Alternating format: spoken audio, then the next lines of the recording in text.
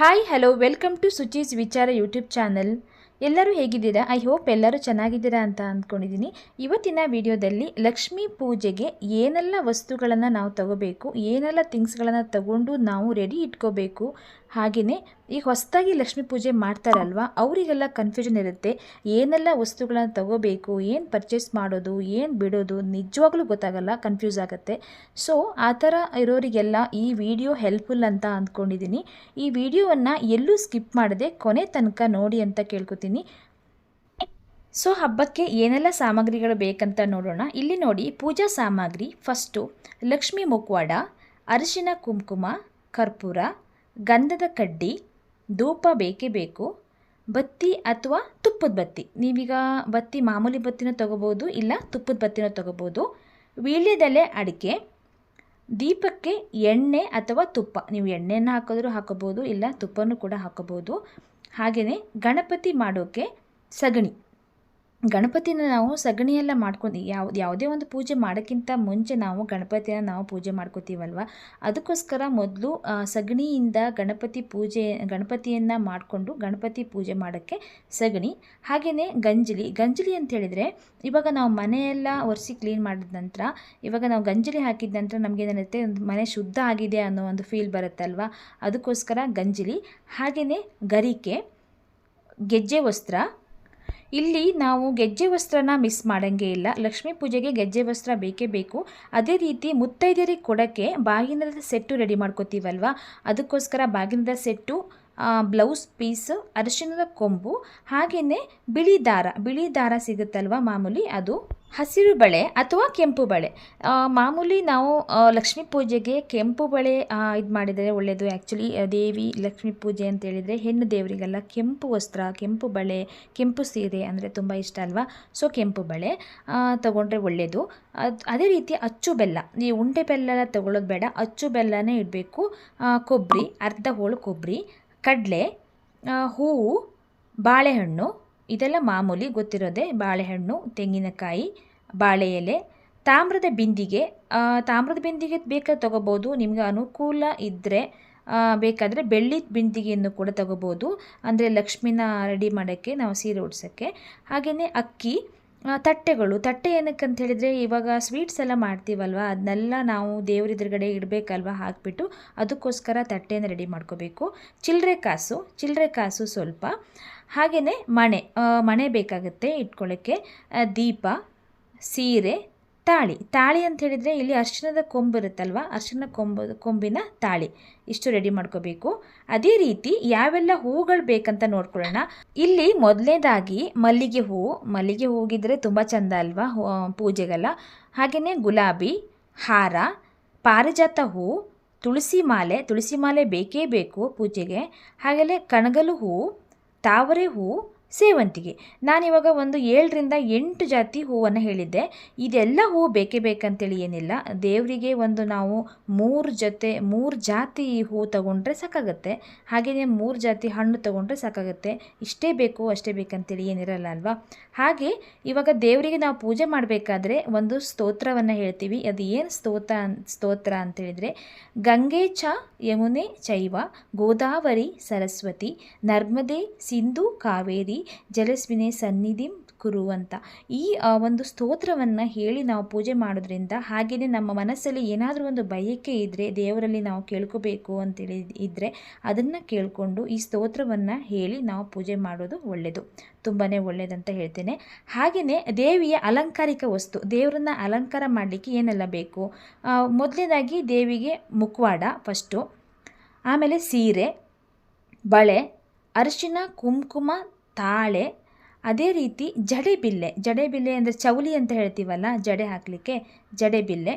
ಆಮೇಲೆ ಸರ ಬೇಕು, ಡಾಬು, ಗೆಜ್ಜೆ ವಸ್ತ್ರ 5 ಎಳೆ ಇರ್ಬೋದು, 9 ಎಳೆ ಇರ್ಬೋದು, ಇಲ್ಲ 12 ಎಳೆ ಇರ್ಬೋದು. ಇಂಪಾರ್ಟೆಂಟ್ ಇದು ತಗೊಳ್ಳೇಬೇಕು. ಗೆಜ್ಜೆ ವಸ್ತ್ರ ಅಂತೂ ಬೇಕಾಗುತ್ತೆ. ಹಾಗೆಯೇ ಗುಂಡು ಪಿನ್ನು, ಕ್ಲಿಪ್ಸು, ಮತ್ತು ಕೋಲ್ ಬೇಕಾಗುತ್ತೆ ಅಲ್ಲಿ ನಿಲ್ಲಿಸೋಕ್ಕೆ, ಸ್ಟಿಕ್ಕು, ಕಳಸಕ್ಕೆ ಕಟ್ಟಕ್ಕೆ ನಿಲ್ಲಿಸೋಕ್ಕೆ ಬೇಕಾಗುತ್ತೆ ಕೋಲು. ಹಾಗೆಯೇ ಬಿಳಿಯ ಬಟ್ಟೆ, ತುಳಸಿ ಮಾಲೆ, ಹೂವಿನ ಹಾರ. ಇಷ್ಟೊಂದು ನಮಗೆ ದೇವರನ್ನ ಅಲಂಕಾರ ಮಾಡಲಿಕ್ಕೆ ಬೇಕಾಗುತ್ತೆ. ಹಾಗೆಯೇ ನಾವು ಪೂಜೆಗೆ ಏನೆಲ್ಲ ಹಣ್ಣುಗಳನ್ನು ತಗೋಬೋದು, ಇಷ್ಟೊಂದು ಹಣ್ಣುಗಳು ಬೇಕಂತೇಳಿ ಏನಿಲ್ಲ. ಆ್ಯಕ್ಚುಲಿ ನಾವು ಪೂಜೆ ಮಾಡಬೇಕಾದ್ರೆ ದೇವರಿಗೆ 3 ಜಾತಿ ಹಣ್ಣನ್ನು ಹಾಕ್ತೀವಿ, ಇಲ್ಲ 5 ಜಾತಿ ಹಣ್ಣನ್ನು ಹಾಕ್ತೀವಿ. ಇಲ್ಲಿ ನಾವು ಬಾಳೆಹಣ್ಣು ತಗೋಬೋದು, ಕೆಂಪು ಸೇಬು ತಗೋಬೋದು, ದ್ರಾಕ್ಷಿ, ಅನಾನಸ್, ದಾಳಿಂಬೆ. ಅದೇ ರೀತಿ ಡ್ರೈ ಫ್ರೂಟ್ಸಲ್ಲಿ ಒಣ ದ್ರಾಕ್ಷಿ, ಗೋಡಂಬಿ 6, ಬಾದಾಮಿ 6, ಖರ್ಜೂರ 6, ಹಾಗೆಯೇ ಕಲ್ಸಕ್ಕರೆಯಲ್ಲಿ ಬಿಳಿ ಕಲ್ಸಕ್ಕರೆ, ಕೆಂಪು 2 ಬರುತ್ತೆ ಅಲ್ವಾ, ಕೆಂಪು ಕಲ್ಸಕ್ಕರೆನೇ ತಗೊಳ್ಳಿ. ಇವು ಹಣ್ಣು ಅಷ್ಟೇ ಇದೆಷ್ಟು ಬೇಕಂತೇಳಿ ಏನಿಲ್ಲ, ಒಂದು 3 ಜಾತಿ ತಗೊಳ್ಳಿ, ಇಲ್ಲ 5 ಜಾತಿ ತಗೊಳ್ಳಿ.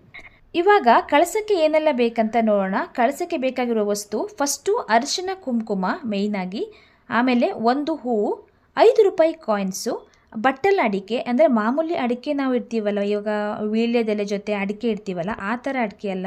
ಈ ಗಂಧಿಗೆ ಅಂಗಡಿಯಲ್ಲಿ ಹೋಗಿ ಕೇಳಿದರೆ ಕೊಡ್ತಾರೆ, ಅದು ಬಟ್ಟಲ ಅಡಿಕೆ. ಅದೇ ರೀತಿ ಗೋಮತಿ ಚಕ್ರ 6, ಅದನ್ನು ಅಷ್ಟೇ ನೀವು ಗಂಧಿಗೆ ಅಂಗಡಿಯಲ್ಲಿ ಹೋಗಿ ಕೇಳಿದರೆ ಅದನ್ನು ಕೊಡ್ತಾರೆ, ಅಲ್ಲಿ ಸಿಗುತ್ತೆ ಗಂಧಿಗೆ ಅಂಗಡಿಯಲ್ಲಿ. ಅದೇ ರೀತಿ ಕಮಲದ ಬೀಜ 6, ಕವುಡೆ 6, ಗೋಡಂಬಿ 6, ಬಾದಾಮಿ 6, ದ್ರಾಕ್ಷಿ 6, ಏಲಕ್ಕಿ 6, ಖರ್ಜೂರ ಕೂಡ 6. ಅದೇ ರೀತಿ ಅರಿಶಿಣದ ಕೊಂಬು, ಆಮೇಲೆ ಲಾವಂಚದ ಬೇರು ಬೇಕು. ಲಾವಂಚದ ಬೇರು ಇಟ್ಟರೆ ತುಂಬ ಒಳ್ಳೆಯದು ಲಕ್ಷ್ಮೀ ಪೂಜೆಗೆ. ಕಲ್ಲು ಸಕ್ಕರೆ, ಜಾವದ ಪೌಡರು, ಲವಂಗ, ಅದೇ ರೀತಿ ಗುಲ್ಗಂಜಿ ಇಷ್ಟು ಬೇಕಾಗತ್ತೆ. ಹಾಗಾದರೆ ನಾವು ಇವಾಗ ದೇವಿಗೆ ಯಾವ ಬಣ್ಣದ ಸೀರೆಯನ್ನು ಉಡಿಸ್ಬೇಕು? ಇವಾಗ ತುಂಬ ಕಲರ್ಸ್ ಇರುತ್ತೆ ಸೀರೆಯಲ್ಲಿ ಅಲ್ವಾ, ಯಾವ್ಯಾವುದೋ ಕಲರ್ ಇರುತ್ತೆ ನೋಡಿ, ಹಸಿರು, ಕೆಂಪು, ಹಳದಿ, pink, orange colour, half white colour, ನೀಲಿ ಕಲರ್, ಎಷ್ಟೊಂದು ಕಲರ್ ಇರುತ್ತೆ ಅಲ್ವಾ. ಆದರೆ ದೇವಿಗೆ ಯಾವಾಗಲೂ ಕೆಂಪು ಅಂದರೆ ತುಂಬಾ ಇಷ್ಟ ಆಗಿರುತ್ತೆ. ಕೆಂಪು ಸೀರೆ ಮತ್ತು ಹಸಿರು ಸೀರೆಯನ್ನು ಉಡಿಸೋದು ತುಂಬ ಒಳ್ಳೆಯದು. ದೇವಿಗೆ ಯಾವಾಗಲೂ ಕೆಂಪು ಸೀರೆನೇ ಒಳ್ಳೆಯದು. ಬಿಟ್ಟರೆ ಹಸಿರು ಸೀರೆನ ಉಡಿಸ್ಬೋದು. ಅದನ್ನು ಬಿಟ್ಟು ಬೂದು ಬಣ್ಣ, ಕಪ್ಪು ಬಣ್ಣ ಇರ್ಬೋದು, ಅದನ್ನೆಲ್ಲ ಅವಾಯ್ಡ್ ಮಾಡಬೇಕು. ಆ ಥರ ಸೀರೆಯನ್ನು ಉಡಿಸ್ಬಾರ್ದು. ಆದಷ್ಟು ನಾವು ಈ ಕೆಂಪು ಸೀರೆಗೆ ಬಾರ್ಡರ್ ಬರುತ್ತೆ ನೋಡಿ, ಆ ಥರ ಸೀರೆಯನ್ನು ಉಡಿಸೋದು ತುಂಬ ಒಳ್ಳೆಯದು. ಹಾಗೆಯೇ ಲಕ್ಷ್ಮೀ ದೇವಿಯನ್ನು ಯಾವ ಕಡೆ ಮುಖ ಮಾಡಿ ನಾವು ಕೂರಿಸ್ಬೇಕು? ಇವಾಗ ಒಂದು ದೇವರನ್ನ ಈ ಕಡೆ ಒಂದು ಈಸ್ಟ್ ಫೇಸ್ ಅಂತ ಇರುತ್ತೆ, ನಾರ್ತ್ ಫೇಸ್ ಅಂತ ಇರುತ್ತೆ, ಆ ಕಡೆ ಡೈರೆಕ್ಷನಿಗೆ ಮುಖ ಮಾಡಿ ಕೂರಿಸ್ಬೇಕು. ಅದೇ ರೀತಿ ಪೂರ್ವಕ್ಕೆ ಮುಖ ಮಾಡ್ಬೋದು, ಹಾಗೆಯೇ ಉತ್ತರಕ್ಕೆ ಮುಖ ಮಾಡಿ ಲಕ್ಷ್ಮೀ ದೇವಿಯನ್ನು ಕೂರಿಸ್ಬೋದು. ಹಾಗೆಯೇ ನಾವು ಮುತ್ತೈದೆಯರನ್ನ ಕರಿತೀವಿ ಅಲ್ವಾ ಪೂಜೆಗೆ. ಮುತ್ತೈದೆಯರು ಬಂದಾಗ ಅವರಿಗೆ ನಾವು ಕುಂಕುಮ ಕೊಡ್ತೀವಿ. ಕುಂಕುಮಕ್ಕೆ ಏನೆಲ್ಲ ವಸ್ತುವನ್ನು ಕೊಡ್ತೀವಿ ನಾವು? ಎಲೆ ಅಡಿಕೆ, ಬಾಳೆಹಣ್ಣು, ಬಳೆ, ಅದರಲ್ಲಿ ಬ್ಲೌಸ್ ಪೀಸ್ ಕೂಡ ಇರ್ತೀವಿ. ಅರಿಶಿನ ಕುಂಕುಮ ಮೇಯ್ನಾಗಿ ಇಡಲೇಬೇಕು ಮುತ್ತೈದೆಯರಿಗೆ. ಹಾಗೆಯೇ ಕಾಯಿನ್ ಇರ್ಬೋದು, ಹೂವು, ಇದಿಷ್ಟನ್ನು ಇಟ್ಬಿಟ್ಟು ನಾವು ಮುಡಿ ತುಂಬೋದು. ಅಂದರೆ ಮುತ್ತೈದೆಯರು ಬಂದಾಗ ಅವರಿಗೆ ಮುಡಿ ತುಂಬಿಸಿ ಕಳಿಸ್ತೇವೆ. ಇಷ್ಟು ಹಾಕಿಬಿಟ್ಟು ಕಳಿಸ್ಬೋದು. ಇನ್ನೆಲ್ಲ ಬೇರೆ ಎಕ್ಸ್ಟ್ರಾ ಅಂದರೆ ಬ್ಲೌಸ್ ಪೀಸ್ ಜೊತೆ ಬೇಕಾದರೆ ಸ್ಯಾರಿನೂ ಹಾಕ್ಬೋದು. ನಮ್ಮ ಅನುಕೂಲಕ್ಕೆ ತಕ್ಕಂತೆ ಇರುತ್ತೆ ಇದೆಲ್ಲ. ಹಾಗೆಯೇ ಪೂಜೆ ಮಾಡಲು ಇಂಥ ಒಂದು ಸಮಯ ಅಂತ ಇರುತ್ತೆ ದೇವರಿಗೆ ಪೂಜೆ ಮಾಡಲಿಕ್ಕೆ. ಸೊ ಬೆಳಿಗ್ಗೆ ನಾವು ಯಾವ ಸಮಯದಲ್ಲಿ ಪೂಜೆ ಮಾಡ್ಬೋದು? 5:15 6:45 ಒಳಗಡೆ ಬ್ರಾಹ್ಮಿ ಮುಹೂರ್ತದಲ್ಲಿ ಪೂಜೆಯನ್ನು ಮಾಡ್ಬೋದು. ತುಂಬ ಒಳ್ಳೆಯದು ಬ್ರಾಹ್ಮಿ ಮುಹೂರ್ತ. ಅದೇ ರೀತಿ ನಾವೀಗ ಆಗಿಲ್ಲ ಬೆಳಿಗ್ಗೆ ಮಾಡೋಕ್ಕಾಗಿಲ್ಲಪ್ಪ, ಸಂಜೆ ಮಾಡೋದಂತಿದ್ರೆ ಸಂಜೆ 5:15 7:15 ಒಳಗಡೆ ಗೋಧೂಳಿ ಸಮಯ ಇರುತ್ತಲ್ವ, ಆ ಸಮಯದಲ್ಲಿ ಪೂಜೆಯನ್ನು ಮಾಡ್ಬೋದು. ಇದೆರಡರನ್ನ ಹೊರತುಪಡಿಸಿ ಸಿಂಹ ಲಗ್ನ ಇದೆ. ಸಿಂಹ ಲಗ್ನ 6:29 8:46 ಬೆಳಿಗ್ಗೆ. ಹಾಗೆ ವೃಶ್ಚಿಕ ಲಗ್ನ 1:22 3:41 PM ಮಧ್ಯಾಹ್ನ ಇರುತ್ತೆ ವೃಶ್ಚಿಕ ಲಗ್ನದಲ್ಲಿ.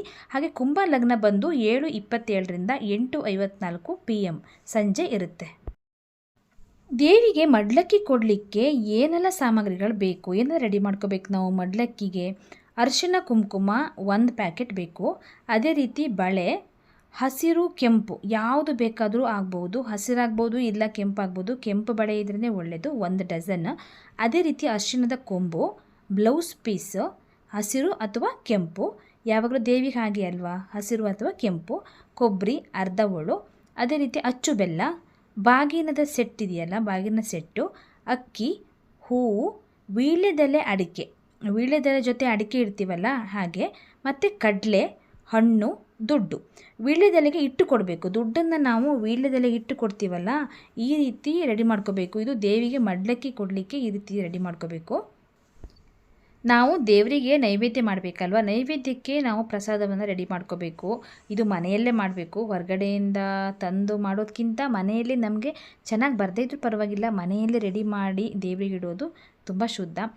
ಒಂದನೇದಾಗಿ ಹಣ, ಎರಡನೇದಾಗಿ ಸಜ್ಜಿಗೆ, ಹಣ್ಣುಗಳ ರಸಾಯನ, ಹಣ್ಣುಗಳೆಲ್ಲ ಹಾಕ್ಬಿಟ್ಟು ರಸಾಯನ ಮಾಡ್ತೀವಲ್ಲ, ಆ ರೀತಿ ನೈವೇದ್ಯಕ್ಕೆ ರೆಡಿ ಮಾಡ್ಕೋಬೋದು. ಒಬ್ಬಟ್ಟು ಒಂದು 3ರಿಂದ 5, ಹಾಗೆಯೇ ರವೆ ಉಂಡೆ ಒಂದು 5, ಚಕ್ಲಿ ಮತ್ತು ಕರ್ಜಿಕಾಯಿ ಮಾಡ್ತೀವಲ್ಲ, ಇದೆಲ್ಲ ಒಂದು ಮಾಡಿಬಿಟ್ಟು ನೈವೇದ್ಯಕ್ಕೆ ಇಡ್ಬೋದು. ಇದರಲ್ಲಿ ನಮಗೆ ಎಲ್ಲ ಮಾಡಲಿಕ್ಕೆ ಆಗಿಲ್ಲ ಅಂದ್ರೂ ಒಂದು 3 ರೀತಿ ಸ್ವೀಟ್ಸಾದ್ರು ಮಾಡಿ ಇಡ್ಬೋದು ಸಿಂಪಲ್ಲಾಗಿ. ಇವಾಗ ರಸಾಯನ ಇದೆಲ್ಲ ಮಾಡ್ಬೋದಲ್ವ, 3 ರೀತಿ ಮಾಡಿದ್ರೂ ಸಾಕಾಗುತ್ತೆ. ಇದು ದೇವರ ನೈವೇದ್ಯಕ್ಕೆ, ದೇವಿಯ ನೈವೇದ್ಯಕ್ಕೆ ಮಾಡುವಂಥದ್ದು. ಸೊ ಇಷ್ಟೇ ಫ್ರೆಂಡ್ಸ್, ಈ ರೀತಿ ನಾವು ಲಕ್ಷ್ಮೀ ಪೂಜೆಗೆ ಎಲ್ಲ ಥರದ ಸಾಮಗ್ರಿಗಳನ್ನು ತಂದು ಮುಂಚಿತವಾಗಿಯೇ ನಾವು ಇಟ್ಕೊಂಡು ರೆಡಿ ಮಾಡಿ ಇಟ್ಕೋಬೇಕು.